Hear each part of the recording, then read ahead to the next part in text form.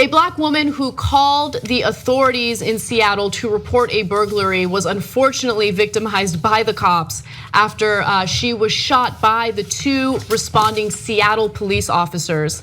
Now, the cops allege that the woman was holding a knife at the time that they arrived at the scene, and she did have a history of mental illness and a history with the police. So let's give you the full story. Both Seattle Police Department officers opened fire on Charleena Lyles inside the apartment building after they said she confronted them brandishing a knife. She died at the scene. There were actually several children inside the apartment during Sunday's incident, though they were uninjured. They did witness their mother getting shot and killed, though.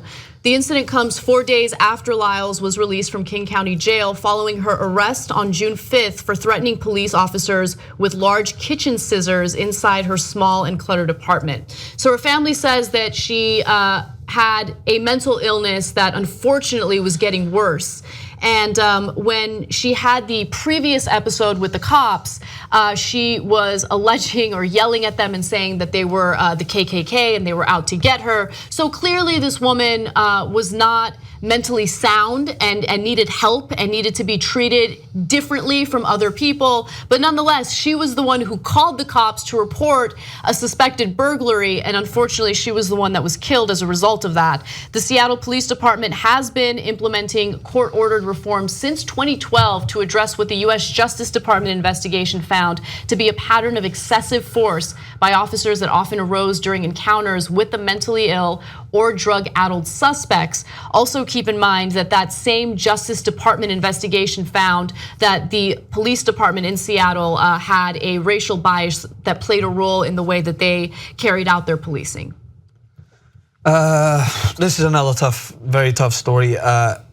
Specifically in this day and age where, of course, when it comes to another black American citizen dying at the hands of police, you immediately react, or you don't react, but you start to think about all the scenarios that you've played out. I mean, we just had Philando Castile, the murder of Philando Castile be ruled as just another normalized police encounter last week. And move forward, Terrence Crutcher, everything else, it continuously plays a role in how you perceive these events. Now, this event is a little bit different, of course, because this woman in this situation had a weapon, and there was a history of her being not mentally stable, as you mentioned. The officers, in responding to this, were aware of that situation because they were told of the address. They know that this woman was mentally unstable and have had some instances in the past with her. So therefore, you would think that they would be understanding on how to approach this. But again, it takes me back to my bias coming from a country where we don't have guns. So there's plenty of other ways you can deal with a situation. Right. A lot of criminal activity in the United Kingdom, where I'm from,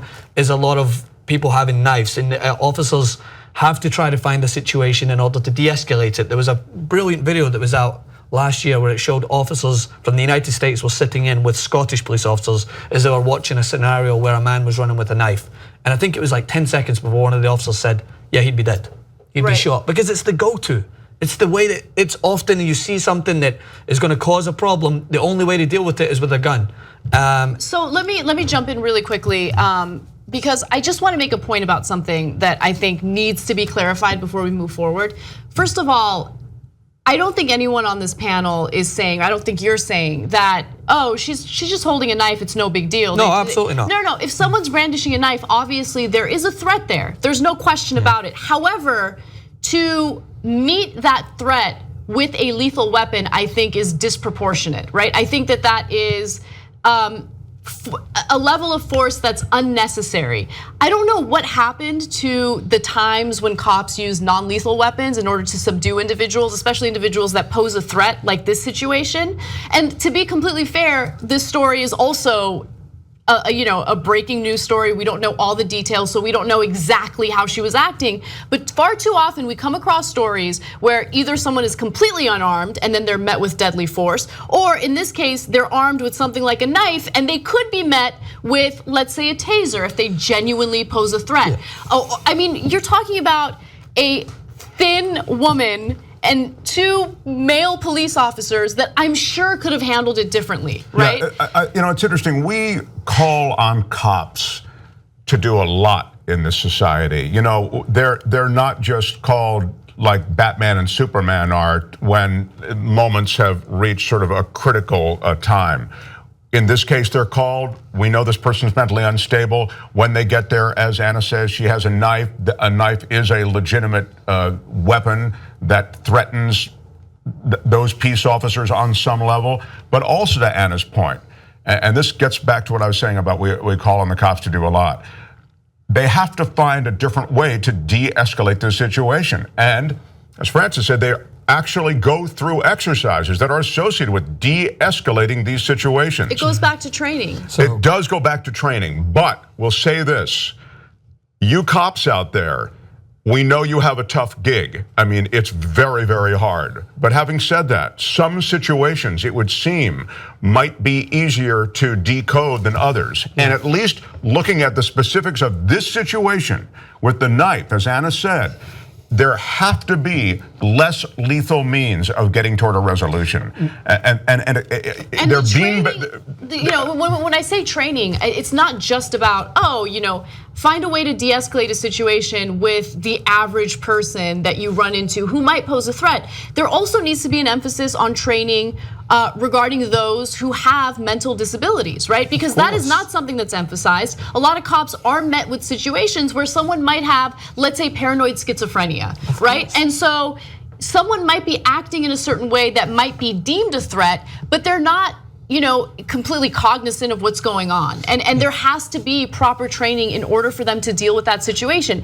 And again, yes, the caveat is mentioned over and over again, should be mentioned over and over again. They do have hard jobs. They do put their lives on the line and they do put their lives at risk. But at the same time, situations like this, in my opinion, can be de-escalated and you can actually, avoid murdering someone in order to carry out your job in a logical, rational way. The reason why I brought up the stuff beforehand is not that I was trying to downplay that there was danger. Of course there's danger. What I'm trying to do is that this situation should be an example where you can look to in the past to see, okay, how are we going to try to de-escalate this situation so others can look to it and take reference from it, so that when a Philando Castile is reaching for his papers in his car, you don't feel like your life is threatened, because maybe you can take refuge in the fact that someone else had dealt with a situation where someone had a weapon like a knife and you were able to try and overcome the situation without killing another person. That is what I'm trying to stress, is like, you're not going to learn by just simply looking at the best case scenarios of being, okay, they didn't have a weapon, we were able to do it without a gun. And then as soon as there's any sort of weapons, the only way to deal with it is death. Right. You can't work on those two ends of the spectrum. You have to be able to look at it and see, okay, so someone does have a weapon, what is the stages I can go to? And I'm talking about this sitting behind a desk. I'm not a fool to think that it's not hard when you're out there on the streets and you're running into people that, yes, with this very high tense climate we have right now with policing and black citizens in the country, that there's going to be tensions and there's going to be fear. But the reason police officers do this job is because they're supposed to go through the training and they're supposed to be able to handle it better than an everyday citizen. That's why they go through this training. That's why when a situation like a Terence Crutcher, when he's walking away, you shouldn't feel any inclination to fire your weapon as the first response, or when someone's walking away, or the next response. There should Scott be Walker running away. Literally running away does not pose an imminent threat, but he still gets shot in the back several times. So I don't know how many of these stories need to occur for people to actually understand. There isn't an anti-cop agenda, okay? Cops are necessary. Cops are an important part of society. But you know what else is important? Maintaining people's lives, saving people's lives. That's the whole point of being a cop, to protect and serve.